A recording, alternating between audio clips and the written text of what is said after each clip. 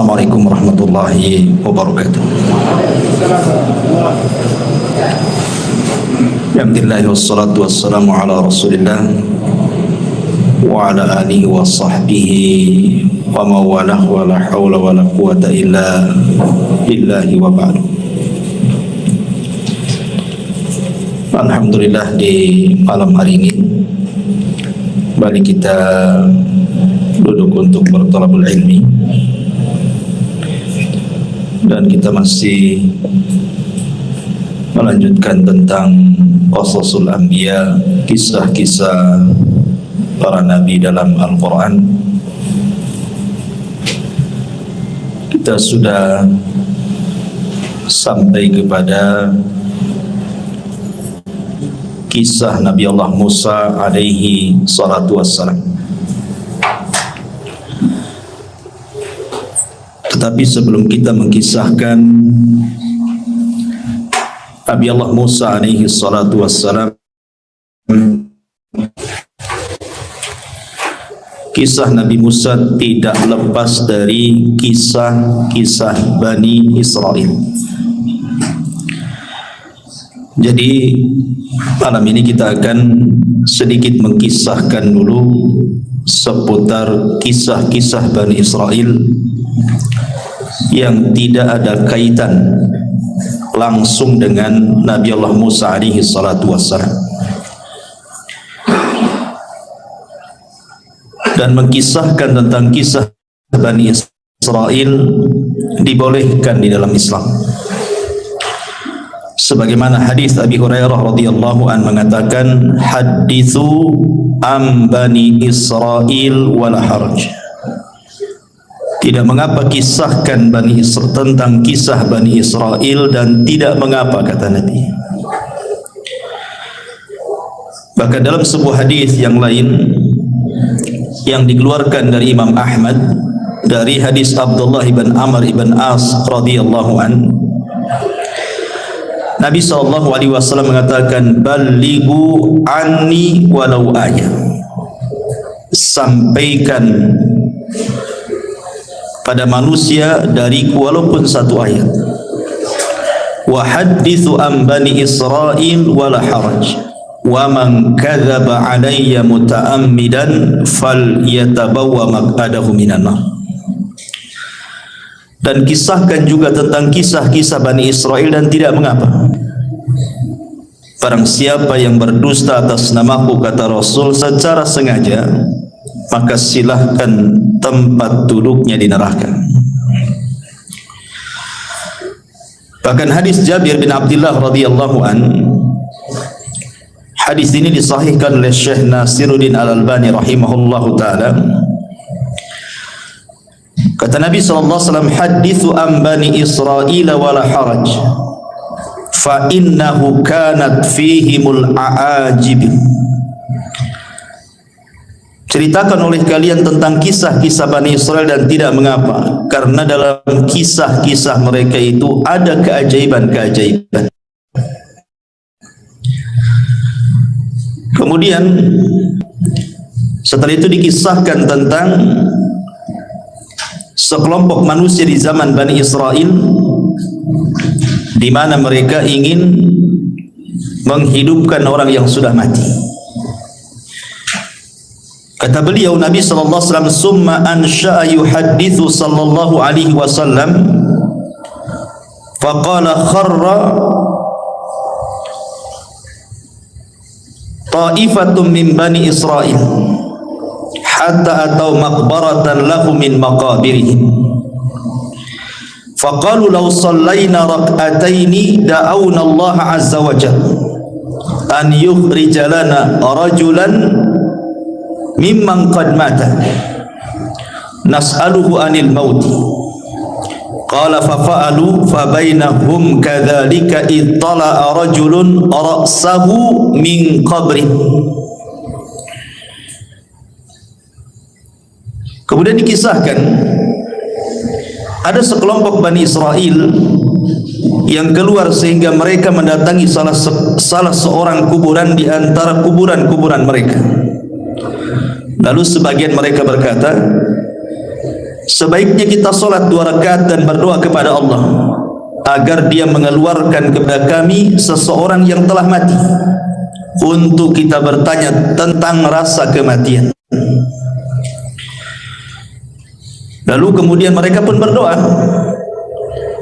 Ketika mereka sedang berdoa itulah tiba-tiba kemudian keluar kepala dari kuburan itu, muncul kepalanya ke atas. Kemudian ketika muncul kepalanya di atas itu, orang yang sudah mati yang dihidupkan ini tiba-tiba ngomong dan mengatakan, ya haula ma aradtum ilayya, wahai kalian, apa maksudnya kalian membangkitkan aku? Faqad mittu mundu mi'ati sana, aku sudah mati 100 tahun yang silam. Fama sakantu an hararatil maut wa an hararati al mauti, dan sampai sekarang aku masih belum terlepas dari rasa panas saat kematian. Kemudian dia mengatakan, fad'ullah azza wa jalli an yu'idani kama kuntu, sekarang kalian berdoalah kepada Allah untuk Allah kembalikan kepadaku ke dalam kuburan. Ya mungkin kalau di zaman sekarang kan nggak ada dan tidak bisa juga kita lakukan, tapi hadis ini sahih. Makanya kenapa Nabi SAW mengatakan dalam kisah-kisah mereka itu terdapat keajaiban. Coba orang yang berdoa kepada Allah untuk minta dibangkitkan satu orang, tiba-tiba betul-betul dibangkitkan. Kemudian ditanya soal rasa kematian, dia mengatakan, aku sejak 100 tahun yang silam sampai sekarang masih merasakan panas, katanya. Kenapa kalian bangkitkan diriku? Apa maunya kalian? Kemudian dia meminta agar orang-orang ini berdoa kembali kepada Allah untuk dikembalikan lagi ke dalam kuburannya. Dan di sini juga ada faedah betapa dahsyatnya orang-orang yang masuk ke dalam kubur itu. Ma'asyiral muslimin yang dimuliakan Allah Azza wa Jalla. Tetapi walaupun demikian, Nabi SAW membolehkan untuk menceritakan kisah-kisah Bani Israel, bukan berarti kemudian semua kisah Bani Israel diceritakan, tidak. Karena ada yang sahih, ada yang tidak sahih, ada yang benar, ada yang tidak benar. Kalau sesuai dengan dalil kita ceritakan, kalau tidak sesuai jangan ceritakan. Makanya Nabi SAW mengatakan, jangan kalian tanya tentang ahli kitab tentang sesuatu, karena mereka tidak menunjukkan sedikit pun petunjuk kepada kalian. Boleh jadi akhirnya kalian mendustakan yang benar atau membenarkan yang dusta. Dari sini kita tahu bahwa kalaupun harus mengkisahkan kisah mereka, maka kisah-kisah yang sesuai dengan dalil saja. Karena betapa banyak kisah-kisah Israiliyat itu yang nggak jelas, maudhu, palsu gitu. Nah, kita akan berusaha mengkisahkan kisah-kisah yang sesuai dengan dalil-dalil yang sahih. Ma'asyiral muslimin yang dimuliakan Allah Azza wa Jalla, yang pertama kisah tentang dua orang di zaman Bani Israel yang salah satunya bersumpah melewati takdir Allah Subhanahu wa taala. Kisah ini disebutkan oleh Abi Hurairah radhiyallahu an, dan kisah ini juga dikeluarkan oleh Al-Imam Abi Dawud dan disahihkan oleh Syekh Nasiruddin Al-Albani rahimahullahu taala dalam As-Sahihah. Dari Abu Hurairah radhiyallahu an, aku mendengar Nabi sallallahu alaihi wasallam bersabda, kana rajulani fi Bani Israil. Dulu ada dua orang di zaman Bani Israel, mutawakhayyain, keduanya saling bersaudara, berkawan baik. Tetapi salah seorang di antara mereka adalah yudhnib, banyak melakukan dosa, wal akhar mujtahidun fil ibadah, tapi satunya ahli ibadah. Jadi ada dua orang Bani Israel, satunya ahli maksiat, satunya ahli ibadah. Yang ahli ibadah ini baik sekali. Jadi setiap melihat kawannya yang bermaksiat itu selalu dinasihati. agar bertobat. Tetapi kawannya yang ahli maksiat ini tetap saja tak mau bertobat. Sehingga suatu hari mungkin yang ahli ibadah ini melihat kawan yang ahli maksiat ini sudah melampau maksiatnya. Menurut kacamata dia mungkin sudah tidak bisa ditolerir lagi. Sudah parah gitu ya bahasanya. Akhirnya kemudian dia pun menasihati agak keras. Masalahnya nasihatnya inilah yang jadi masalah. Dia mengatakan kepada kawannya ini yang ahli maksiat ini dengan bersumpah, wallahi illam tatub la yaghfirallahu lak aw la yadkhulukallahul jannah. Kalau engkau tidak bertobat kepada Allah Subhanahu wa taala, kupastikan kau tidak akan diampuni dosamu dan kupastikan kau tidak masuk surga. Lah ketika kemudian disebutkan, orang yang ahli maksiat ini juga marah dan mengatakan, khallini wa rabbi abu ista alayya raqiban, ngapain kau peduli dengan aku, katanya. Apakah engkau diutus oleh Allah jadi malaikat raqib mengawasi aku tiap hari? Biarkan aku dengan Rabbku, katanya. Ini urusan aku dengan Tuhan, gak ada urusan kamu, katanya. Akhirnya Allah Subhanahu wa taala takdirkan keduanya meninggal. Yang ahli ibadah Allah masukkan ke dalam neraka, yang ahli maksiat Allah masukkan ke dalam surga. Kenapa demikian? Mestinya kan dibalik gitu ya. Yang ahli ibadah masuk surga, ahli maksiat masuk neraka. Ini dibalik pula. Di mana ahli maksiat masuk surga, ahli ibadah pula masuk neraka. Masalahnya, kata Abu Hurairah radhiyallahu anhu ketika mengomentari hadis ini, dia mengatakan, walladzi nafsi biadi, demi zat yang jiwaku berada di tangannya, kata Abu Hurairah, demi Allah, yang satu itu, maksudnya yang ahli ibadah itu, sudah mengucapkan dengan satu kalimat, au baqad dunyahu wa akhiratah, yang menjadikan dunia dan akhiratnya terjungkal. Artinya tidak ada manfaatnya. Dunia tidak ada manfaat, akhiratnya pun tidak ada manfaat. Kenapa coba? Perhatikan di sini, kenapa Allah Subhanahu wa taala masukkan ahli ibadah ini ke dalam neraka dan ahli maksiat ke dalam surga? Karena yang ahli ibadah ini merasa ujub dengan ibadahnya. Dia merasa sombong dengan ibadahnya, seolah-olah dia paling suci dibandingkan kawannya yang ahli maksiat. Lah ujubnya inilah yang menjadikan Allah tidak suka. Sombong dia itu yang Allah tidak suka. Makanya ada kata-kata para ulama ini, seandainya ada ahli maksiat, semua maksiat dia lakukan, kemudian dia bertobat kepada Allah Subhanahu wa taala dengan tangisan, jauh lebih baik dibandingkan seseorang menghabiskan waktunya untuk ibadah tetapi ada ujub dalam hatinya. Jadi yang menjadikan orang ini masuk neraka apa? Karena ujub, merasa bahwa ibadahnya itu lebih hebat gitu ya. Sementara tidak tahu bahwa Allah Subhanahu wa taala itu tidak suka dengan ujub. Kemudian yang kedua, kesalahannya adalah dia bersumpah atas nama Allah sehingga melewati takdirnya.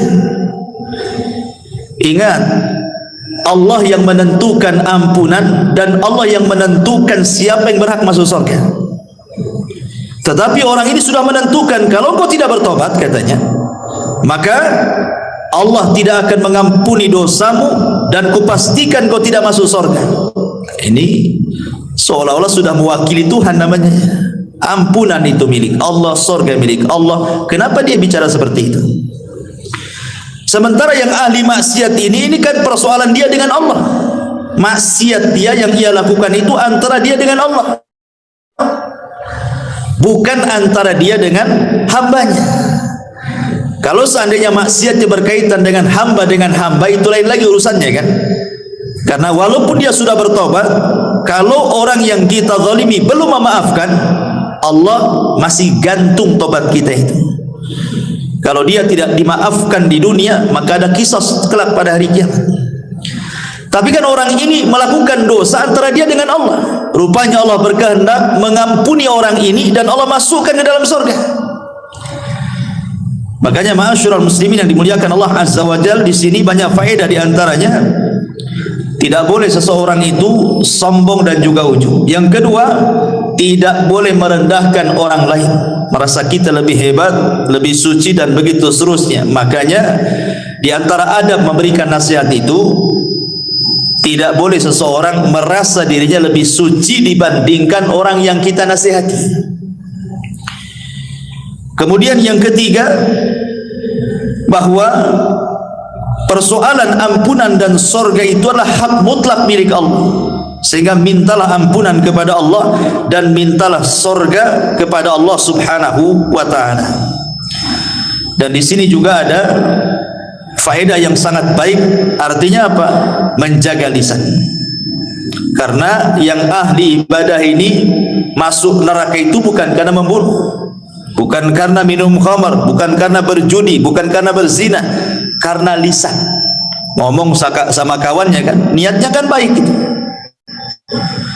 Niatnya baik supaya kawannya tobat, tapi ucapannya salah. Sehingga Nabi SAW mengatakan, wa innal abda la yatakallamu bil kalimati la yulki laha bala min sakhatillah yahwi sahibuha fi nari jahannam. Terkadang ada seorang hamba mengucapkan satu kalimat tanpa sadar loh. Ini kan orang ini ngomong tanpa sadar karena emosi, sehingga mengeluarkan kata-kata kan. Tetapi tetap saja sadar ataupun tidak, orang ini karena sudah mengucapkan satu kalimat yang membuat Allah murka, cukup Allah masukkan dia ke neraka. Subhanallah, bagaimana kalau ucapannya itu dirangkai sebelumnya? Memang sudah dirangkai dari rumah untuk ngomong gitu ya. Lebih parah lagi, orang ini tidak sadar karena saking marahnya dia ngomong begitu. Maka ini juga ada faedah tentang jaga lisan dan juga beradablah kepada Allah Subhanahu wa taala. Jangan melintasi takdir yang sudah Allah takdirkan kepada setiap manusia. Ini kisah yang pertama. Kisah yang kedua dari kisah-kisah Bani Israel, dari Muhammad ibn Sirin, dari Abi Hurairah radhiyallahu anhu, Nabi sallallahu alaihi wasallam bersabda. Ini bercerita tentang seseorang yang masuk surga karena memberi minum seekor anjing. Nabi mengatakan, bainama rajulun yamshi fashtadda alaihi al-atas. Ada seseorang berjalan di padang pasir, kemudian dia kehausan. Kemudian fanazala bi'ran, nampaklah ada sumur di situ. Dia pun turun ke dalam sumur itu, fasyariba minha, kemudian dia berhasil minum dari air sumur itu. Summa kharaja, kemudian dia naik. Setelah naik, fa idza huwa bi kalbin yalhath ya'kulu athara minal atshi. Tiba-tiba dia melihat seekor anjing yang melelehkan lidahnya. Saking kehausannya, dia sampai kemudian memakan tanah yang ada di bawah, mencari air maksudnya. Kemudian ketika dia melihat hal itu, maka dia pun mencabut sepatunya. Summa nazala 'alal bi'ri, kemudian dia pun masuk lagi ke sumur tadi, kemudian mengambilnya. Fasaqal kalba fasyakarallaha, kemudian dia memberi minum anjing tersebut. Setelah dia melihat anjing itu merasa puas gitu ya, dia bersyukur kepada Allah, dia bisa selamat dan anjing itu bisa selamat ya. Kemudian apa yang terjadi? Faghafara lahu, maka Allah ampuni dosa-dosanya. Kemudian mereka mengatakan, ya Rasulullah, wa inna lana fil bahaim ajran. Apakah, kata Nabi, para sahabat mengatakan, wahai Rasul, apakah kami akan mendapatkan pahala ketika kita berusaha untuk menyayangi binatang? Maka Nabi SAW mengatakan, fi kulli kabidi radbatin ajrun. Kata Rasul, pada setiap yang berhati basah itu, kalau kita sayang dengan hal itu, maka itu dapat pahala. Artinya di sini ada faedah besar bahwa seseorang itu dalam Islam dituntut untuk menyayangi binatang. Menyayangi binatang. Yang kedua, memberi makan atau minum kepada binatang itu termasuk sedekah. Termasuk sedekah. Sampai ada seorang syekh itu ditanya, "Ya syekh, apakah kalau seandainya saya punya peliharaan kucing, kemudian kita pelihara baik-baik, kita kasih minum, kita kasih makan, kita rawat dia, apakah kalau seandainya pahalanya aku kirim kepada orang tuaku yang sudah meninggal, apakah sampai?" Maka Syekh ini mengatakan, ya tentu sampai, karena setiap sedekah itu bermanfaat untuk orang mati. Tapi tentu yang paling bermanfaat kepada orang mati tentu adalah doa. Yang pertama doa kan, baru kemudian sedekah. Yang paling manfaat bagi orang mati itu adalah doa dulu, baru kemudian sedekah. Di sini juga ada keutamaan kan gitu ya. Jadi orang ini memberi minum anjing itu bukan karena memberi minumnya, tidak, karena keikhlasan dia. Karena dalam riwayat itu ada juga riwayat yang mengatakan bahwa yang memberi minum itu seorang pelacur. Seorang pelacur dari Bani Israel, sama kisahnya. Kemudian seorang pelacur ini pun Allah Subhanahu wa taala masukkan ke dalam surga karena keikhlasan. Jadi bukan karena memberi minumnya, tetapi karena keikhlasan dia. Jadi Allah melihat keikhlasannya sehingga Allah masukkan wanita itu ke dalam surga. Menunjukkan keutamaan ikhlas di sini. Ini kisah yang kedua. Kisah yang ketiga, kisah seorang nenek di zaman Bani Israel yang minta surga. Ini dijelaskan dalam riwayat Abi Musa al-Ash'ari radhiyallahu an. Hadis ini juga disahihkan oleh Syekh Nasiruddin Al-Albani rahimahullahu taala. Ketika Nabi sallallahu alaihi wasallam pulang dalam peperangan, kemudian kehabisan bekal. Kemudian dia pun mencari orang yang mau menjamunya. Ketemulah seorang nenek Yahudi di perbatasan Madinah. Dalam riwayat Arabian, seorang Arab Badui. Kemudian Nabi SAW meminta izin untuk meminta sesuatu yang dimakan dia, diminum dia dengan para sahabatnya. Maka dengan senang hati wanita Yahudi yang sudah tua, atau dalam riwayat seorang Arabi, seorang Arab Badui ini, memberi makan dan minum Rasul dan pasukannya. Maka Rasul itu ingat tidak pernah melupakan jasa kebaikan orang. Makanya Nabi SAW bertanya, sepulangnya kami ke Madinah, kira-kira apa yang bisa kami berikan kepadamu atas jasa kau memberi makan dan minum kepada kami? Nanti kami akan utus mengirim kebutuhan. Minta sekarang, kira-kira apa?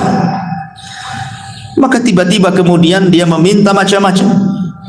Dia mengatakan, naqatun atau naqatan narkabuha. Rasul, aku minta seekor unta lah, kirimkan nanti kemari supaya aku bisa ke sana kemari pakai unta punya kendaraan. Dalam riwayat dia meminta anjing supaya bisa menjaga kambing-kambing, kalbun yahrusu ghanami. Kemudian juga minta pembantu yang bisa membantu dia, seorang budak. Kemudian minta ini banyak kali permintaannya. Hanya ngasih makan dan minum. Ketika Rasul mengatakan kira-kira sebagai imbalan kebaikanmu apa, macam-macam dimintanya. Maka Rasul mengatakan, tidakkah kau lemah untuk seperti seorang nenek di zaman Bani Israel?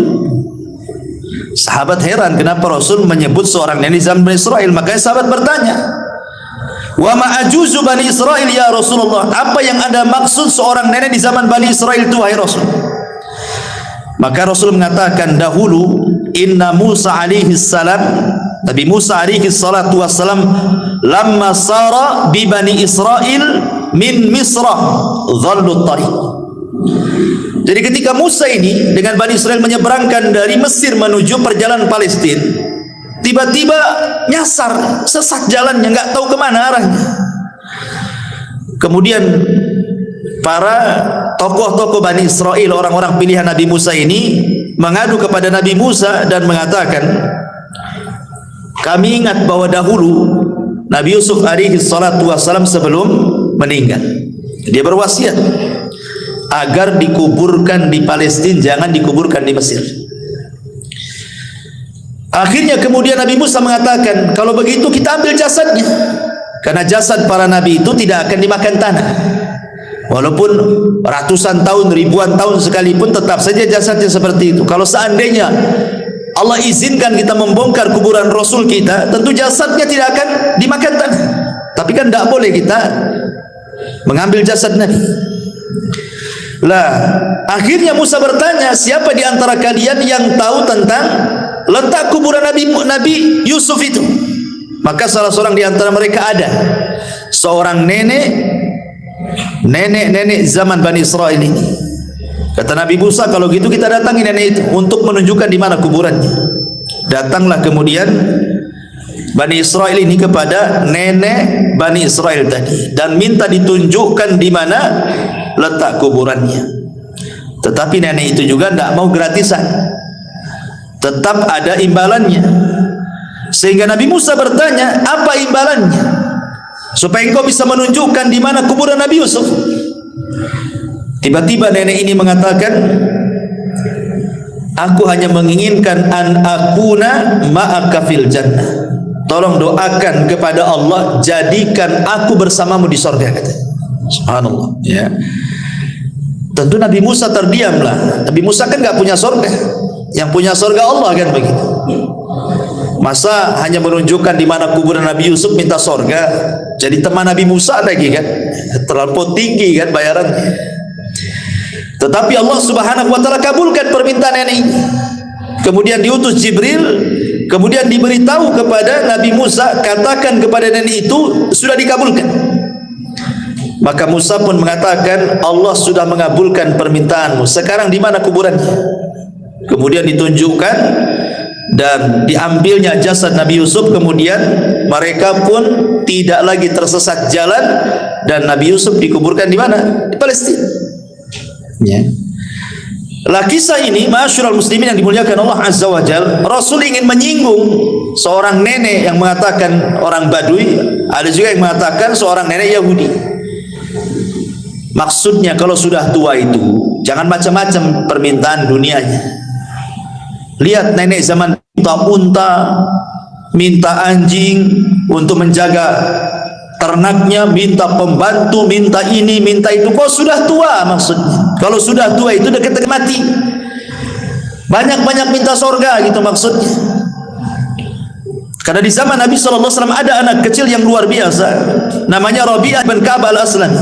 Rabi'ah ibn Ka'ab al-Aslami, anak remaja, belum dewasa, masih remaja, suka membantu Nabi SAW. Jadi kalau malam dia suka menginap di rumah Nabi untuk menyediakan keperluan Nabi kalau bangun sepertiga malam atau pertengahan malam, entah menyiapkan tempat wudunya, menyiapkan airnya.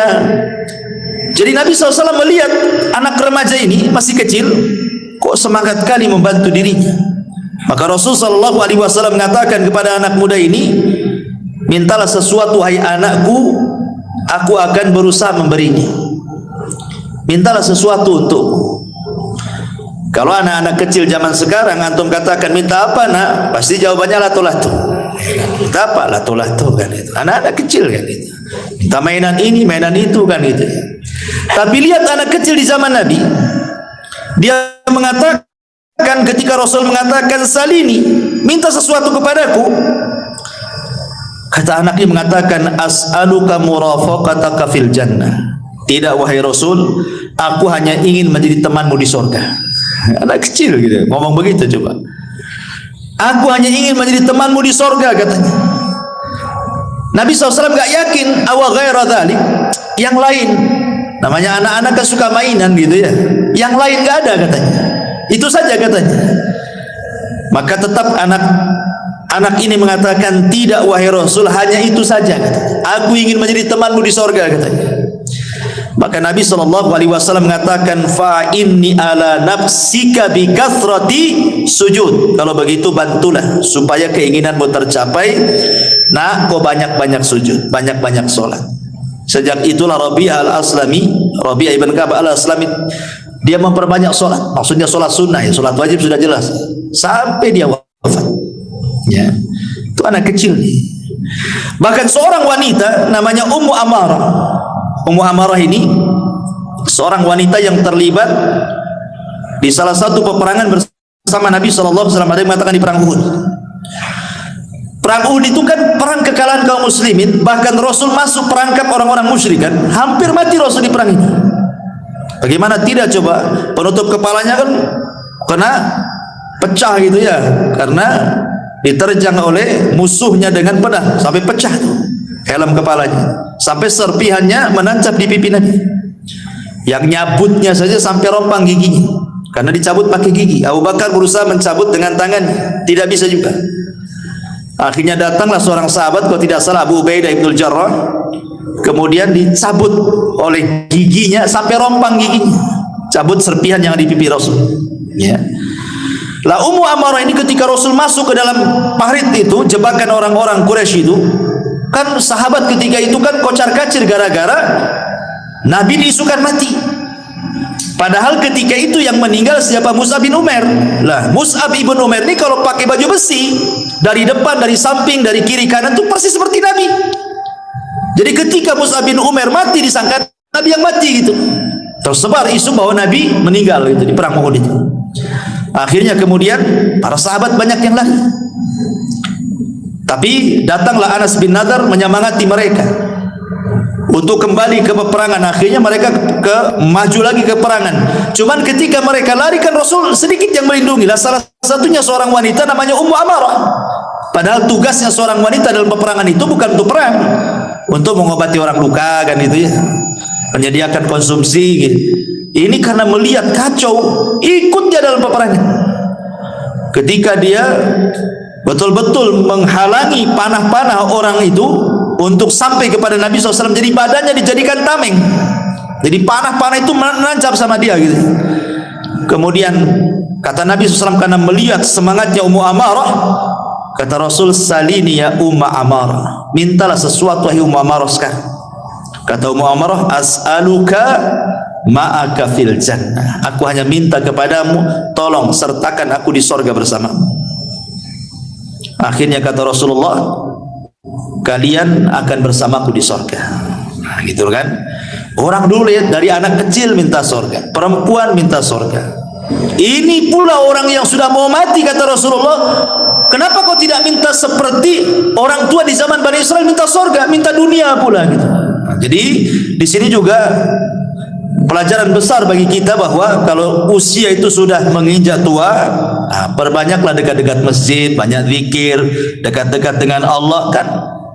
Walaupun tua bukan tanda-tanda mati kan, tapi umumnya orang tua dekat ajalnya. Kenapa? Karena umurnya sudah dibatasi. Dalam hadis Rasul, umatku ini umurnya berkisar 60 sampai 70. Lewat dari situ sedikit. Hati-hati nih kalau sudah 60 tahun ke atas. Ya, harus banyak-banyak dekat dengan Allah Subhanahu wa taala. Ini diantara kisah Bani Israel juga. Kemudian kisah yang lain, kisah seseorang yang luar biasa bertawakal kepada Allah Subhanahu wa taala, kisah tentang amanah. Dari Abi Hurairah radhiyallahu an, dia menceritakan dari Nabi sallallahu alaihi wasallam, annahu dzakara rajulan min Bani Israil sa'ala ba'dha Bani Israil an yuslifahu alfa dinar, bahwa ada seorang Bani Israel yang meminjamkan pinjaman kepada Bani Israel yang lainnya, seorang laki-laki di Bani Israel yang lainnya, sebanyak 1000 dinar. 1000 dinar banyak, ikhwan. 1 dinar itu kalau mau diemaskan pakai rap lebih. Kalau dirham separohnya. Kalau 1000 nah berapa tuh? Banyak kan itu. Ratusan juta kan itu. Lah, ketika kemudian sudah berhadapan nih orang yang mau pinjam utang nih kepada orang yang punya uang ini. Masalahnya ketika itu tidak ada saksi. Gimana ini tidak ada saksi? Kalau kita kan, kalau antum pinjam uang sama saya, kalau di atas 50 juta kan tentu harus ada saksi gitu ya. Kalau perlu bawa notaris gitu ya kalau kita ya. Kecuali kalau pinjamnya 500 sejuta yang enggak ya. Kalau udah banyak kan notaris lah kan gitu. Nanti kabur pula kan. Kadang-kadang hanya pakai kwitansi saja. Itu pun ada materainya. Itu lemah kali lah gitu ya. Nanti dituntut nih loh buktinya. Semua orang bisa nulis kalau kwitansi saja. Kadang materai saja lemah gitu ya.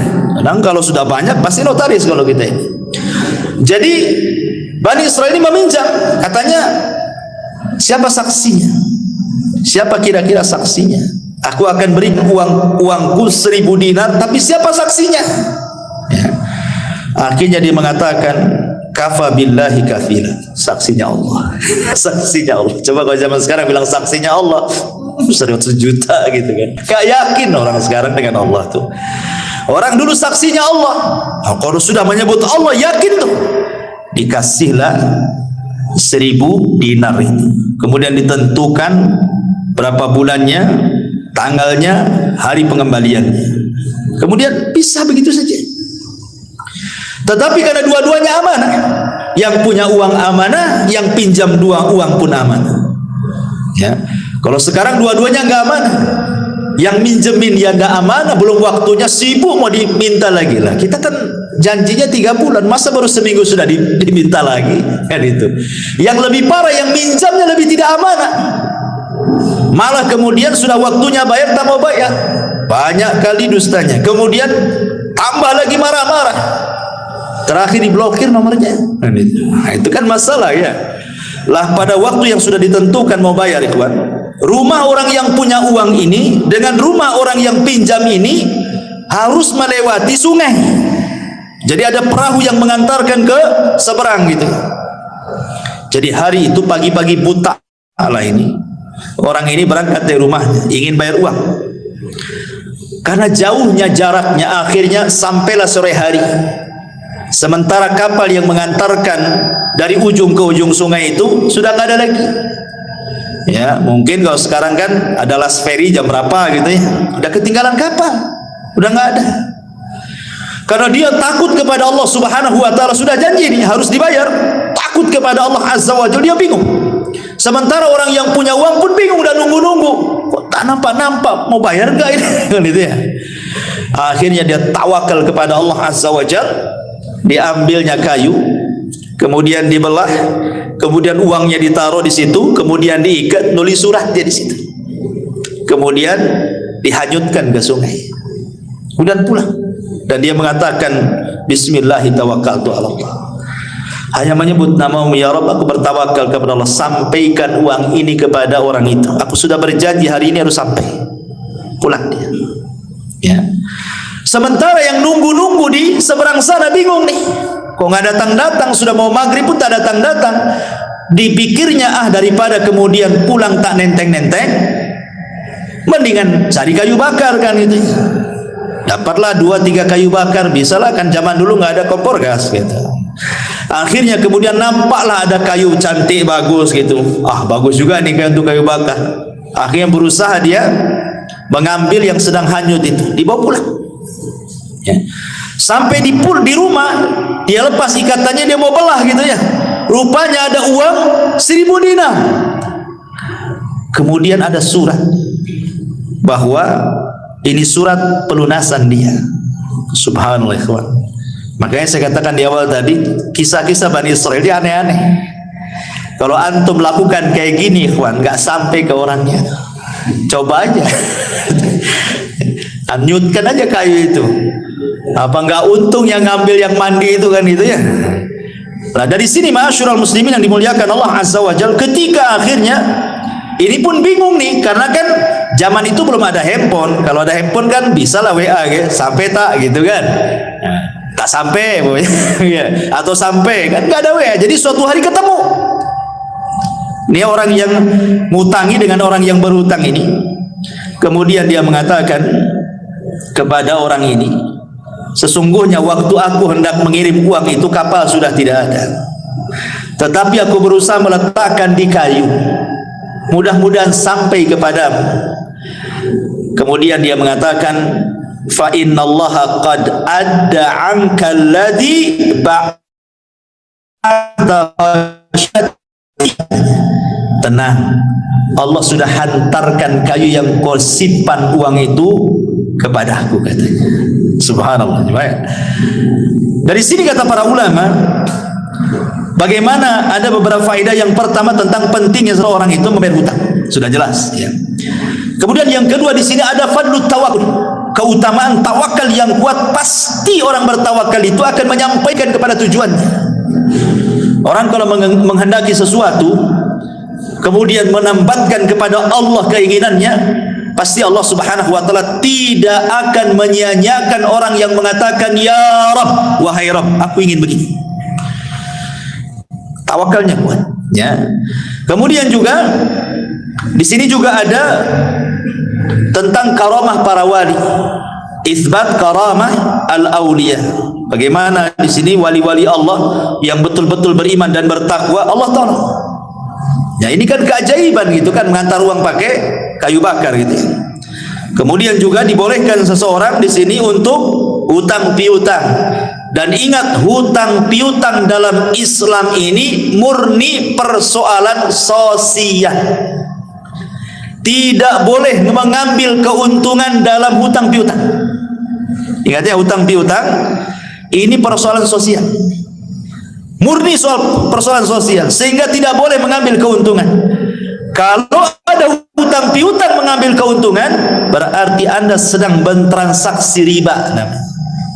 Seperti dulu kan rentenir, pinjam 100 bayar 110, ya kan?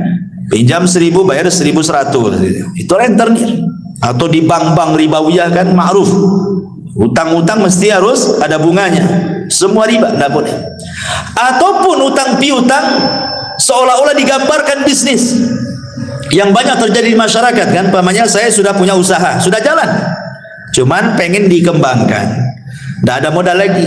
Datanglah anak ke antum, ada nggak antum uang 50 juta per bulan, saya kasih antum 2 juta, mau nggak? Saya sudah ada usaha, anak pinjam saja, kalau kapan-kapan antum mengambil, antum bisa ambil. Akhirnya antum kasih ke saya 50 juta, tiap bulan anak kasih 2 juta, 2 juta, 2 juta. Sudah 1 tahun antum butuh duit, saya butuh duit lah, bisa nggak dibalikin duitnya? Yang kapan? Yang dulu yang 50 juta saya kembalikan 50 juta. Maka yang tiap bulan 2 juta, 2 juta itu riba tuh antum makan ya. Itu bukan bisnis namanya, itu hutang piutang namanya. Kalau bisnis itu tidak bisa dibuat nominal secara angka, harus dibuat nominal secara persen. Nih, keuntungan bulan ini berapa? Akadnya kamu berapa persen, saya berapa persen? Oke lah, 60, 40, 70, 30 kan gitu ya. Nggak boleh diangkakan tiap bulan kamu 2 juta. Kenapa? Sebab kalau untung banyak, yang rugi yang punya modal. Kalau untung sedikit, yang rugi yang memainkan modal. Masa dalam bisnis ada untung rugi gitu kan? Harus sama-sama, senang bagi 2 gitu ya, susah juga ditanggung bersama. Nah, itu yang terjadi di masyarakat. Nah, yang seperti ini riba, tidak boleh, karena ada kaidah mengatakan kullu qardin jarran naf'an fahuwa riba. Setiap barang jaminan yang kemudian terdampak ada manfaat, maka manfaatnya riba. Kan seolah-olah begini, saya taruh 50 juta, tapi jaminannya kamu ngasih 2 juta per bulan. Seolah seperti itu jadinya. Nah, maka ini riba, tidak boleh ya. Jadi kalau seandainya kita ini naruh modal 50 juta, 100 juta, kemudian rugi, ya kan kesepakatan namanya rugi. Gimana lagi? Kecuali kalau seandainya teledor, umpamanya nih bisnisnya herbal, tanpa sepengetahuan pemodal ganti pula bisnis sepeda motor. Nah, itu lain lagi itu. Itu keteledoran orang yang memainkan modal namanya. Ya berhak kita mengambil uangnya. Akan kita kan jual herbal, kenapa jadi jual motor second antum?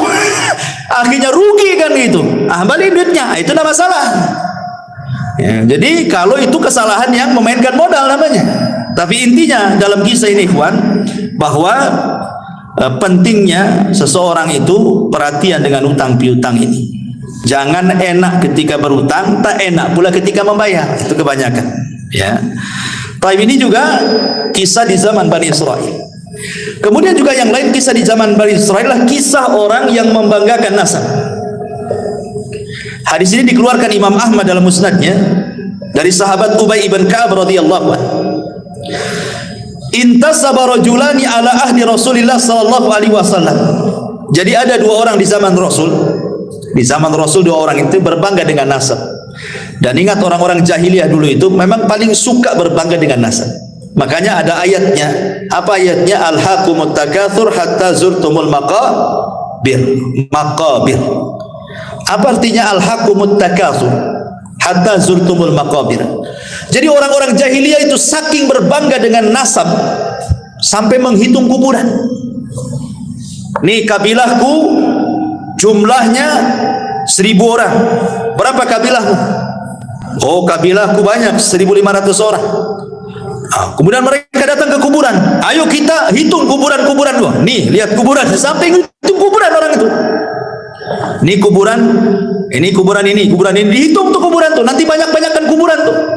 Terutama kuburan-kuburan orang-orang yang nenek moyangnya berhasil. Oh ini yang ini dulunya mantan menteri nih. Nah ini mantan jenderal nih. Nah, begitu berbangga dengan kuburan orang jahiliyah itu.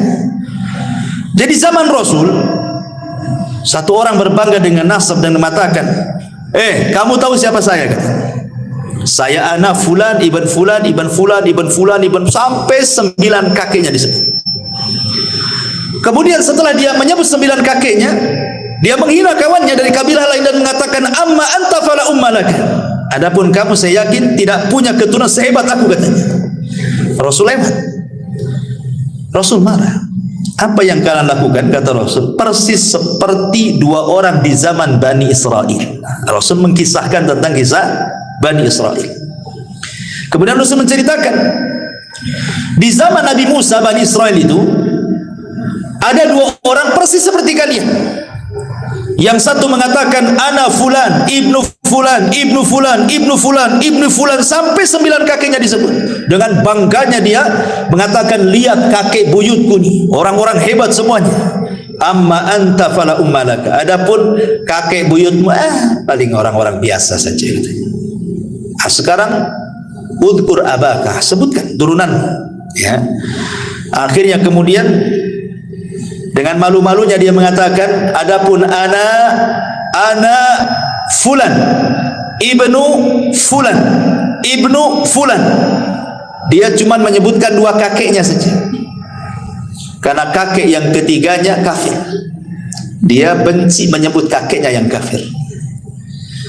Kemudian dia ulang lagi, ana fulan, ibnu fulan, ibnu fulan, ibnul Islam. Dia bilang kakeknya yang kafir itu dikatakan Islam.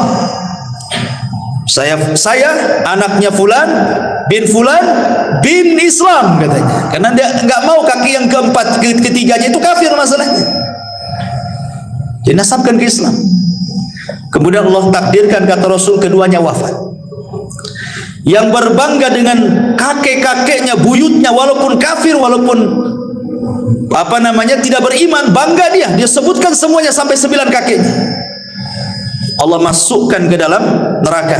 Adapun yang menyebutkan kakeknya cuma 2, ketika menyebut kakeknya yang ketiga dia tidak mau karena kafir, akhirnya dinasabkan ke dalam Islam, kemudian dimasukkan ke dalam surga. Kemudian Allah Subhanahu wa taala mengatakan kepada yang berbangga dengan kakeknya yang ke-9 itu, fa anta ashiruhum, engkau yang ke-10 kau ke neraka, gitu. Kan disebutkan 9 kan, dia yang ke-10-nya gitu. Adapun engkau, katanya, masuklah ke dalam surga, fa anta thalithuhum, engkau yang ketiganya, masuk ke surga, katanya. Gitu kan, bayangkan orang ini masuk neraka ya bukan karena mencuri, bukan karena minum khamr, karena nyebutkan saya putra ini, putra ini, putra ini, masuk neraka. Sudah ngeri kan, menyebutkan nasab ini. Dan ini yang paling banyak terutama di daerah-daerah itu yang masih membanggakan kesukuan biasanya, ya kan. yang ada marga-marga, ada ini itu, kadang-kadang dia bisa merendahkan marga lain dan meninggikan marga dia kan. Atau mungkin daerah yang masih kental dengan kesultanan kan, merasa dia darahnya biru, antum ini darah merah, apalagi itu tuh darah hitam katanya. Ini kan masalah ya kawan kan. Nah, ini masalah. Jadi jangan sampai membanggakan keturunan karena tidak ada manfaatnya. Fala ansaba yauma idzin, terputus nasab pada hari kiamat.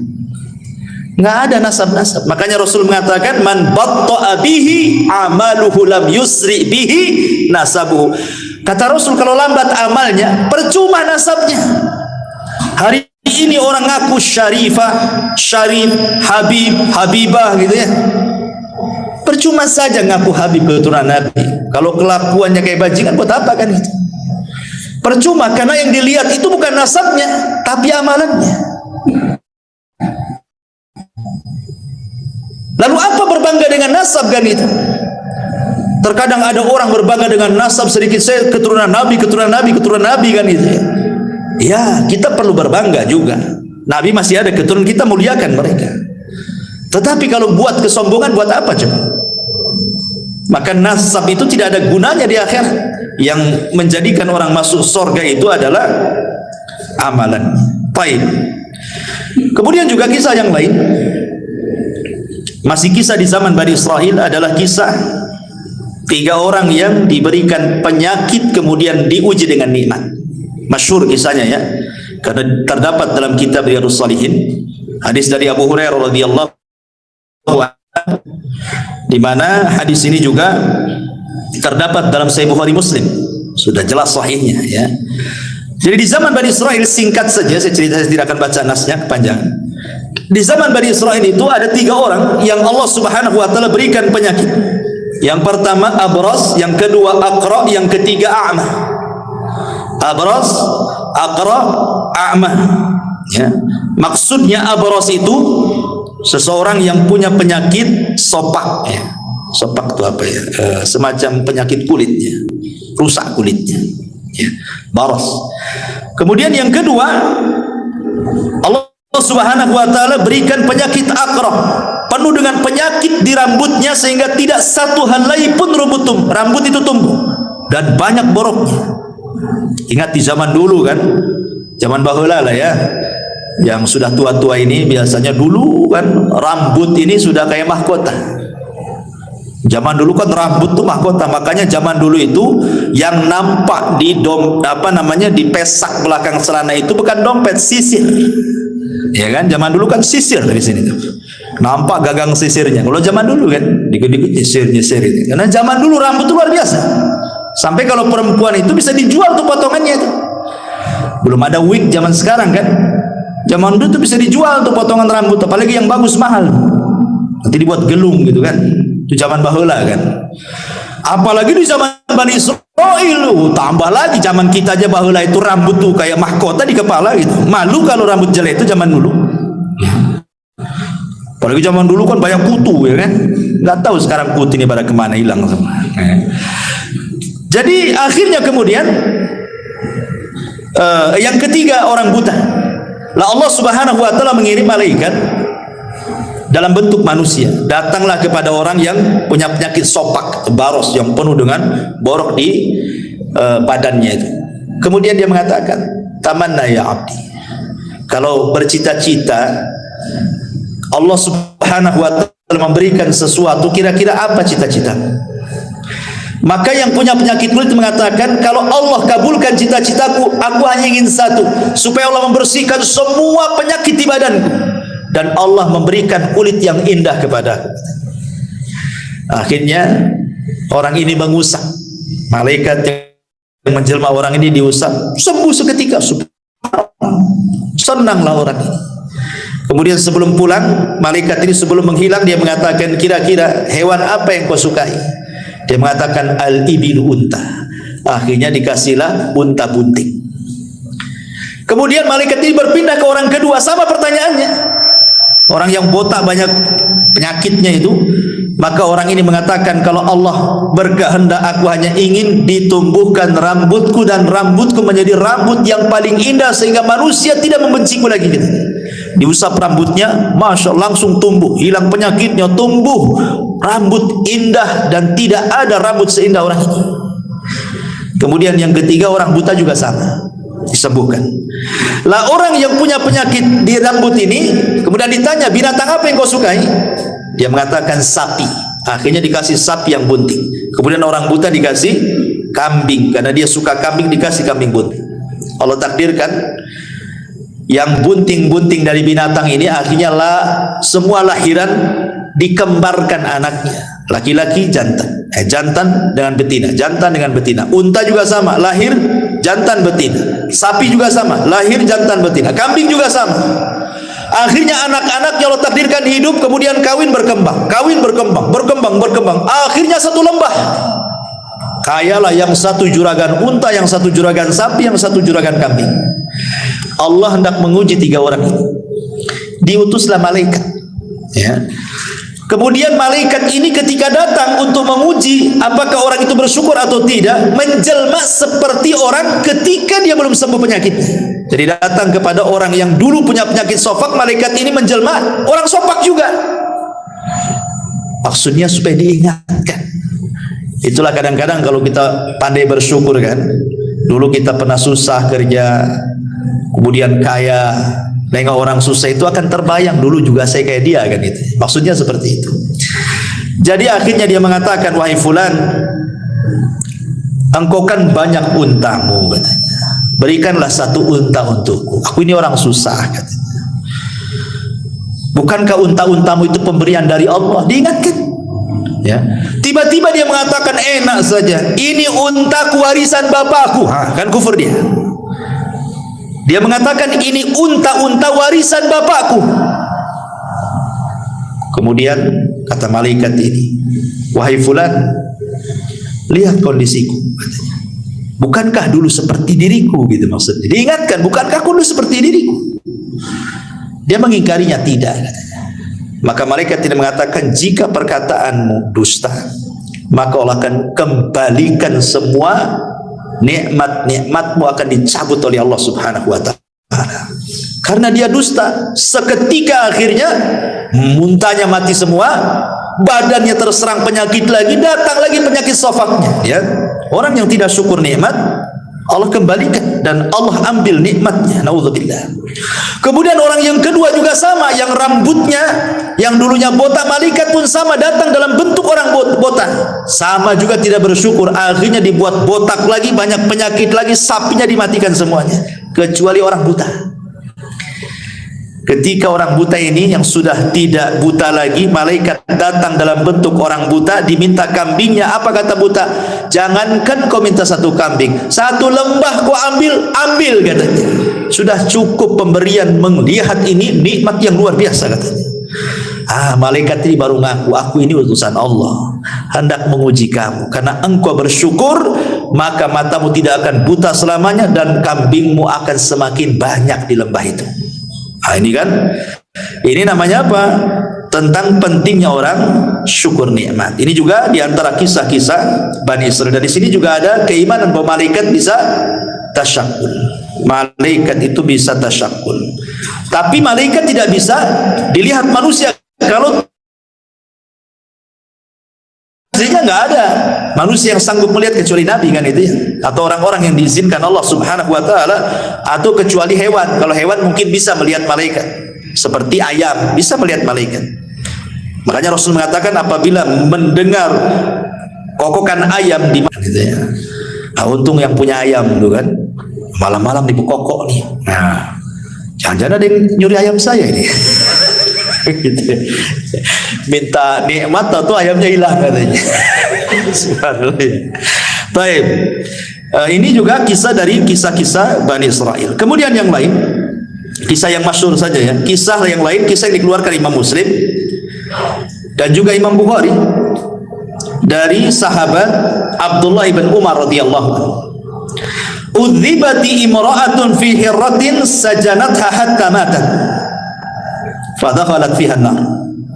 Fala hiya at'amatha wala saqatha id habisatha wala hiya tarakatha ta'kulu min khashashil ardi. Dahulu kata Nabi SAW, ada seorang wanita di zaman Bani Israel yang masuk neraka gara-gara seekor kucing. Kenapa alasannya? Karena wanita ini tidak pernah memberikan kesejahteraan. Dia rawat kucing, kemudian dia kerangkeng kucing, tapi tidak dikasih makan, tidak dikasih minum. Sehingga kemudian akhirnya kucing ini kelaparan. Terpaksalah kemudian makan apalah yang semut-semut di dinding atau hewan-hewan yang kebetulan lewat di situ di dinding, dimakan itu saja. Akhirnya kurus sakit, mati. Kata Nabi SAW, wanita ini masuk neraka. Wanita ini masuk neraka gara-gara seekor kucing. Yang dimuliakan Allah Azza wa Jal, dari sini ada faedah. Ini juga wanita ini kan kisah zaman Bani Israel. Di antara faedahnya adalah haram hukumnya menyiksa binatang. Tidak mesti kucing, binatang apapun boleh disiksa, tidak boleh, kecuali binatang yang boleh dibunuh. Kecuali binatang yang boleh dibunuh. Apalagi binatang ini sudah Allah tundukkan kepada kita, sudah Allah jinakkan kepada kita, antum siksa pula. Ayam, kambing, sapi, unta kan Allah jinakkan kepada kita, jangan disakiti. Makanya ketika ada orang mau menyembelih kambing di zaman Rasul, kemudian diseret dengan paksa dan dipukuli, apa kata Rasul? Fulan, apakah engkau akan membunuh kambing itu 2 kali? Sudah kau siksa, kau sembelih, katanya. Nggak boleh menyiksa binatang. Yang kedua, boleh seseorang itu memelihara kucing, kemudian diletakkan di kerangkeng, namanya dikasih kota gitu ya, rumah-rumahan kucing, digembok, selama Anda memberikan kesejahteraan, entah makanan, entah minuman, nggak apa-apa. Ya, mafhum daripada hadis ini kan. Wanita ini kan melihara kucing, kesalahan dia karena nggak ngasih makan. Artinya kalau kasih makan, kalau kasih minum, kalau kasih kesejahteraan, tidak mungkin wanita ini masuk neraka. Mafhumnya kan seperti itu. Makanya dibolehkan orang itu memelihara kucing, asal kasih makan, kasih minum, kasih kesejahteraan. Kalau sudah waktunya kawin, ya kawinkan, ya. Nah, tapi jangan antum pula yang kawinin dia. Karena ada orang kawin sama kambing, ya kan? Itu di Jawa tuh, di mana tuh orang kawin sama kambing, didandani pula kambingnya, cantik pula tuh kambing tuh, ya. Tapi rupanya acting gitu ya. Jadi tangkap polisi, oh ini untuk ini saja, konten katanya. Ya alasan lah depan polisi kan. Jangan-jangan betulan tidak konten itu kan. Naudzubillah. Karena juga kan ada ulama membahas orang yang menyetubuhi binatang, kan ada hukumnya. Ya, hukum bab tentang haramnya seseorang menyetubuhi binatang. Ketika dibahas para ulama, pastilah ada orangnya kan. Tidak mungkin ulamanya antumkan bab gitu saja nggak ada orangnya kan itu ya. Jangan-jangan betulan kan itu ya. Atau kalau konten, alhamdulillah. Tapi janganlah konten kayak gitu. Konten, masa konten kawin-kawin sama kambing, kayak gak ada perempuan lagi kan. Naudzubillah. Ya. Taib. Kemudian juga di antara kisah Bani Israel adalah kisah kejujuran juga dan juga amanah. Kisah ini menarik. Kisah ini dikeluarkan Imam Bukhari dan Muslim dari Abi Hurairah radhiyallahu anhu. Ceritanya begini, singkat saja. Jadi ada seseorang punya tanah. Seorang ini punya tanah. Kemudian ada orang lain dari Bani Israel ingin membeli tanah itu. Akhirnya sudah deal-dealan harga sekian-sekian, deal, oke, kasih uang, mana tanahnya? Nih tanahnya, selesai. Ya. Tiba-tiba nih yang beli tanah ini pas mau digarap, dicangkuli, mau ditanami, tiba-tiba nemu harta karun penuh dengan emas. Kalau seandainya untuk hidup 7 turunan cukup tuh, saking banyaknya harta karun. Ya. Akhirnya kemudian gak enak dia. Lah, saya kan beli kebun, bukan beli harta karun kan itu ya. Dicari orang yang membeli tanah itu. Setelah ketemu, ya fulan, ambil harta karunmu ini, saya kan beli kebunmu, katanya. Kata yang punya tanah sebelumnya, oh tidak, saya sudah beli kebun ini kepadamu. Kalau kau nemu apa-apa dalam kebunku kan milik kamu, karena kau sudah beli, katanya. Yang membeli tanah, oh tidak bisa, saya hanya beli tanah, bukan beli harta karunnya, katanya. Asih begitu aja, coba bayangkan. Ini kalau terjadi di zaman sekarang, mana ada antum bilang ini. Antum sembunyi-sembunyi lah. Alhamdulillah katanya kan, ada harta karun katanya. Akhirnya kemudian nggak mau juga, yang satu nggak mau, saya tahu. Akhirnya datang sampai ke pengadilan, bayangkan. Gara-gara ini sampai ke mahkamah. Hakim bingung, gimana putusin ini? Ketika ditanya kepada yang penjual, dia mengatakan, saya jual tanah Pak Hakim. Kalau dia mendapatkan apapun dalam tanah, ambil, itu hak dia. Kemudian yang satu mengatakan, tidak Pak Hakim, saya membeli tanahnya, saya tidak beli harta karunnya, katanya. Ini milik dia, ambil, katanya. Kamu bingung hakim itu akhirnya kan. Mana satu nih mau kasih ini tak mau kan itu. Kalau saya hakimnya, sudah kasihkan saya aja kan. Kalau saya hakimnya kan itu ya. Tapi Pak Hakim ini bijak. Kamu punya anak enggak? Punya. Siapa anakmu? Laki-laki perempuan? Laki-laki. Kamu punya anak? Sama. Perempuan, laki-laki, perempuan. Ah, kawinkan aja anakmu. Maharnya harta karunmu. Subhanallah.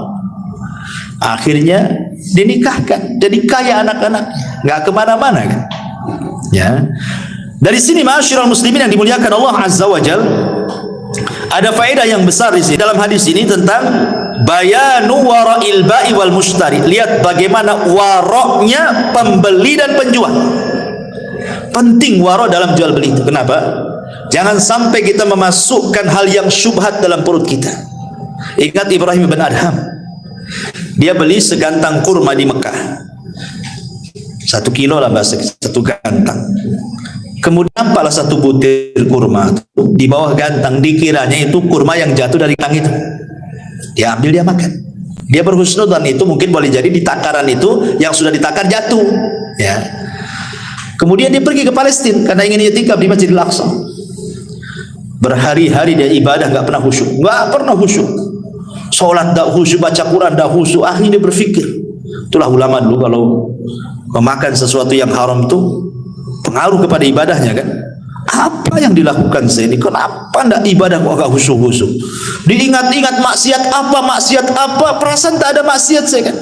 Rupanya teringat dengan 1 butir kurma itu. Oh, jangan-jangan gara-gara 1 butir kurma itu katanya. Langsung dia dari Palestina, bayangkan, berangkat bertolak ke Mekah. Ya kan jauh dari Palestina Mekah mau sebulan ikhwan. PP 2 bulan kan itu ya. Langsung dicari orang yang jualan itu. Rupanya sudah tak ada. Tidak ada orang jualan itu. Ditampaknya dulu yang jual orang tua, sekarang kok jadi anak muda yang jual nih. Kemana yang jual tuh? Didatangi. Nah, mana orang yang jual dulu di sini? Kan di sini orang tua dulu. Kata anak ini, oh iya itu bapak aku sudah meninggal, katanya. Mau menangis dia gara-gara meninggal. Ya. Kemudian dicerita, gimana nak? Kalau seandainya kamu ikhlaskan yang 1 butir, kan bapakmu sudah nggak ada, otomatis nih warisan kamu. Ikhlaskanlah yang 1 butir itu, katanya. Kata anak ini, Pak, gitu ya. Kalau 1 butir saya ikhlaskan, masalahnya bapakku itu anaknya banyak, katanya. Anaknya bukan saya saja, anaknya banyak, bersebar di mana-mana. Kata Ibrahim bin Adham, subhanallah, sudah, mana alamat-alamatnya nih? Saya akan datang minta maaf kepada mereka, minta diikhlaskan. Satu-satu didatangi anak-anaknya. Ketika sudah mengikhlaskan semuanya, barulah dia khusyuk ibadahnya. Kita ini nggak pengaruh mau ngambil nggak ngambil ibadah, karena memang nggak pernah khusyuk kita. Kan gitu. Jadi gimana lagi, nggak ngaruh. Memang hari-hari juga nggak khusus, sholat nggak khusus, udah nggak biasa. Tapi lihat ulama ini luar biasa kayak gini. Ya. Subhanallah ya. Ini juga diantara kisah Bani Israel. Kemudian juga ada kisah Bani Israel ini, seorang wanita pendek, karena ingin tinggi badannya, akhirnya dia diikatkan kayu di kakinya. Di kisahnya ini juga hadis sahih dikeluarkan Imam Muslim dari Abi Sa'id Al-Khudri radhiyallahu anhu dari Nabi sallallahu alaihi wasallam, kanat imra'atun min Bani Israil qasiratun tamshi ma'a imra'ataini tawilataini fattakhadat rijlaini min khashabin wa khataman min dhahabin mughlaqin mutbaqin thumma hasyathu miskan wa huwa atyabut tib famarrat baina al-mar'ataini falam ya'rifuha faqalat biyadiha hakadha. Dari Abu Sa'id Al-Khudri radhiyallahu an, bahwa Nabi kemudian dia berjalan di antara 2 wanita yang tinggi, lalu dia memakai sepatu dari kayu supaya tinggi juga gitu ya. sekarang pakai hak ya, sepatu tinggi itu ya. Dan cincin dari emas yang tertutup. Kemudian dipolisinya dengan minyak wangi dari misik. Dia adalah wewangian yang paling wangi saat itu, dan sampai saat ini juga misik juga paling wangi kan. Dan minyak misik ini paling susah karena kan diambil dari darah menjangan. Jadi kalau ngambil minyak misik ini ada menjangan, atau menjangan ya kijang. Itu kijang liar, lari kencang. Nanti pas lari itu ditangkap. Nah, nanti darah khususnya, enggak semua darahnya, ada darah-darah tertentu dalam kijang itu setelah lari kencang, itulah bahan minyak misik itu. Makanya mahal karena harus kejar-kejaran dulu dengan kijang baru dapat minyak misik kan gitu. Minyak misik ini mahal gitu ya. Lah, kemudian lalu wanita ini berjalan di antara dua wanita itu, maka mereka para laki-laki tidak mengetahui. Kemudian dia ayunkan tangannya begini sambil gerak-gerak cincinnya. Cincinnya kan sudah diolesi minyak wangi sehingga laki-laki tidak kenal dia. Dari sini kata para ulama, larangan tidak boleh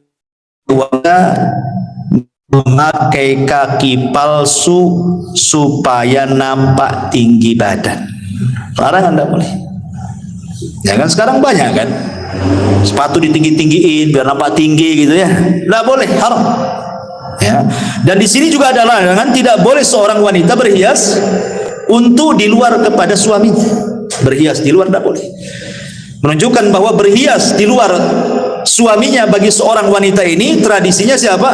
Bani Israel, tradisi Yahudi itu. Atau yang meninggi-ninggikan badannya dengan sepatu yang tinggi supaya nampak tinggi, ini juga tradisi orang-orang Yahudi. Betul kata Rasulullah, tattabi'anna sanana man kana qablakum shibran bi shibrin wa dhira'an bi dhira'in hatta law dakhulu juhra dabbin la dakhaltum. Kalian sedikit demi sedikit akan mengikuti tata cara umat sebelum kalian sejengkal demi sejengkal, sehasta demi sehasta. Kalaupun mereka masuk ke lubang biawak padang pasir, ingat, biawak padang pasir ini kalau dia punya buat lubang di padang pasir itu berkelok-kelok, nggak lurus, susah ya. Tapi walaupun demikian kalian ikut di belakangnya. Dan ingat ya, dhob padang pasir dengan dhob Batam beda. Biawak padang pasir dengan biawak Batam beda. Kalau biawak padang pasir itu warnanya putih, kalau biawak Batam warnanya hitam. Kalau biawak padang pasir makan sayur, kalau biawak Batam makan ular atau makan ngeri, makan semua kanibal kan. Ya, jadi nggak bisa disamakan. Oh, Rasul melihat Khalid bin Walid makan biawak gitu ya. Kemudian kata Khalid makan Rasul, kata Rasul tidak. Di negeriku nggak ada. Di sini ada sunnah takrir namanya. Rasul tidak mengharamkan dan tidak memakan. Artinya boleh makan biawak. Tapi biawak seperti apa yang bisa dimakan? Biawak di padang pasir yang nggak kanibal. Sebab kalau biawak padang pasir nih disatukan dengan biawak Batam satu kandang, dimakan tuh biawak padang pasir tuh. Ya. Nah, jadi tidak semua biawak. Kalau biawak kita haram lah. Dia kan termasuk hewan yang muftarish. Ya, hewan yang nerekam dengan kukunya kan. Itu tidak boleh. Ya, kalau biawak padang pasir kan yang dimakan dia rumput, sayur, dia enggak kanibal. Beda hukumnya, ya. Intinya bahwa di sini tidak boleh larangan seorang wanita meninggi-ninggi badan dengan kayu dan sepatu dan begitu seterusnya. Baik, kemudian juga kisah yang selanjutnya ya, yang sahih dikeluarkan Imam Muslim tentang kisah hujan yang hanya menyirami satu petak tanah saja. Dijelaskan dari Abu Hurairah radhiyallahu an, Rasul bersabda, "Bainama rajulun fi falatin minal ardi fasami'a sautan fi sahabin isqi hadiqata fulan." Adalah seorang Bani Israel berjalan di pemantang sawah. Tiba-tiba nengok ada awan hitam sedang berjalan. Di balik awan itu ada yang bicara, "Hujani kebunnya si Anu." Ini anak muda heran, kenapa ada suara? Tengok kiri kanan tak ada, tengok depan belakang tak ada. Rupanya ketika tengok ke atas, rupanya suara dari atas. Terus berbicara, "Hujani kebun si fulan, hujani kebun si fulan bin fulan." Terus penasaranlah anak muda ini, diikuti awan itu. Setelah jauh dari pematang sawah itu, rupanya awan hanya berhenti di satu petak tanah itu saja. Kemudian hujan di situ. Anehnya sebelah kiri, sebelah kanan, depan belakang tidak terkena cipratan air hujan itu. Hanya satu petak itu saja. Kok bisa? Di Batam saja kalau hujan lokal ya enggak gitu kali lah kan gitu. Berapalah satu petak tanah kan itu ya? Ya kalau hujan lokal satu tiban kan itu, Batam Center tidak. Ini satu petak dihujani. Akhirnya kemudian penasaran lah anak muda, ditunggu siapalah pemilik kebun ini. Lama keluar pula pemiliknya. Kemudian di stop. Kamu yang memiliki ladang ini? Ya. Siapa namamu? Fulan ibnu Fulan. Kaget anak muda ini. Kenapa? Ini nama-nama yang disebut di awan tadi. Sehingga dia penasaran. Maaf Pak, Bapak ini kalau panen, ya kan? Apa yang dilakukan dengan panenan itu? Maka bapak ini mengatakan, aku sih kalau panen aku buat 3 katanya. 1/3 untukku dan keluargaku untuk dimakan, 1/3 aku kembalikan ke ladangku, 1/3 aku sedekahkan katanya. Kenapa kau tanya itu katanya? Baru cerita tadi. Tadi ada awan aku ikuti, rupanya hanya hujan di sepetak bapak tanah bapak. Lihat. Bagaimana di sini Allah Subhanahu wa taala akan menambah harta yang disedekahkan, syahidnya mana qasamin mali sadaqah, tidak akan berkurang harta yang disedekahkan, bahkan bertambah dan bertambah ya. Kemudian juga di antara kisah yang lain adalah kisah seseorang yang seorang raja yang meninggalkan kerajaannya untuk beribadah kepada Allah Subhanahu wa taala. Kisah ini terdapat di dalam Al-Bazzar, At-Tabrani dalam Al-Awsat dan juga Al-Kabir, dan menurut Imam Al-Haythami sanadnya hasan, dan juga diletakkan dalam As-Sahihah dan disahihkan oleh Syekh Nasiruddin Al-Albani rahimahullahu taala ya. Diceritakan oleh Abdurrahman ibn Abdullah ibn Mas'ud dari bapaknya dari Nabi sallallahu alaihi wasallam. Jadi sesungguhnya Bani Israel telah mengangkat, saya artikan saja. Sesungguhnya Bani Israel telah mengangkat salah seorang khalifah, maksudnya raja untuk mereka. Maka sang khalifah itu berdiri salat di bawah sinar bulan di atas Baitul Maqdis. Lalu ia mengingat beberapa hal yang telah diperbuatnya. Maka ia berpegang dengan sebuah tali. Pada pagi harinya tali itu masih tergantung di masjid itu. Namun ia telah pergi. Lalu raja ini pergi sampai tiba di sebuah kaum yang tinggal di tepian laut. Lalu dia mendapati mereka sedang membuat batu bata. Maka ia bertanya kepada mereka, bagaimana kamu membuat batu bata ini? Lalu mereka memberitahunya. Maka ia membuat batu bata bersama mereka, dia makan dari hasil tangannya, sehingga ketika tiba waktu salat ia bersuci salat. Lalu ada seseorang pekerja yang melaporkan hal itu kepada pemimpin negeri itu, dan dia berkata, di tengah-tengah kami ada seseorang yang berbuat ini dan itu. Maka pemimpin itu mengirimkan orang untuk menemuinya agar ia datang kepadanya. Namun ia enggan untuk datang, ya, karena dia raja kan itu. Maka pemimpin itu datang sendiri mewakili teman-temannya, rakyatnya, sehingga kemudian berjumpalah antara pemimpin dan pemimpin ini kan itu. Kan ini kan nyamar, raja nyamar ya. Ini pemimpin ini juga pemimpin daerah situ kan berjumpa. Lalu kemudian setelah berjumpa dia berkata, tunggulah aku ingin berbicara padamu satu kalimat saja. Maka orang itu berdiri sehingga berbicara dengan pemimpin itu dan memberitahukan kepadanya bahwa ia adalah seorang raja dan bahwa ia pergi karena takut terhadap dosa. Pemimpin negeri itu berkata, sesungguhnya aku akan menyusul berbuat seperti itu bersamamu. Maka keduanya beribadah kepada Allah dan kemudian meminta kepada Allah agar diwafatkan berdua sehingga keduanya wafat. Maka Abdullah bin Mas'ud berkata, kalau aku berada di Rumailah Mesir, tentu aku akan memperlihatkan kepada kamu kuburan kedua raja tersebut yang tobat bersama-sama. Luar biasa kisah ini kan. Jadi bagaimana di zaman Bani Israel ada seorang raja yang takut dosa, kemudian karena takut dosa ditinggalkan kerajaannya. Nampaklah rakyatnya di situ ada yang sederhana kerjanya cuman buat batu bata, ikut pula di situ. Kemudian dia kerja bersama mereka, makan bersama mereka. Disitulah dia merasakan lezatnya hidup bersama orang-orang susah. Tidak seperti ketika dia jadi raja gitu kan. Akhirnya kemudian kan aneh, raja itu kan beda penampilannya, pasti terawat gitu ya. Orang desa kan nampak orang desa ya, nggak terawat badannya ya. Ini raja tentu ya, kalau di zaman sekarang kayak setingkat menteri saja bersih-bersih itu ya, sauna, steambath atau apa yang penting dirawat. Jadi dicuriga loh orang-orang ini, mana ini orang mana ini, kok ganteng banget. Dilaporkan kepada raja tempatan situ. Kemudian rajanya datang gitu ya. Kemudian ngomong-ngomong baru cerita, aku ini raja juga. Terenyuhlah raja situ. Kok bisa dia raja datang ke daerahnya, kumpul bersama rakyatnya hanya untuk beribadah.